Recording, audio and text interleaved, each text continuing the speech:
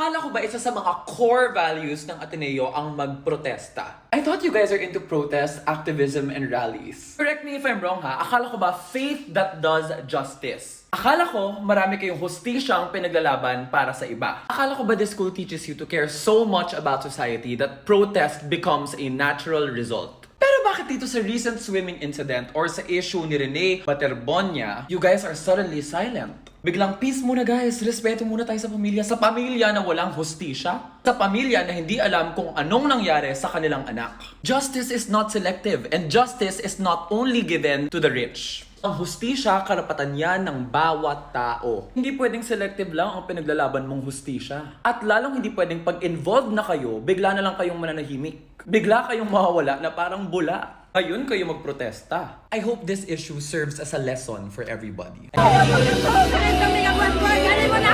Ayaw mo na!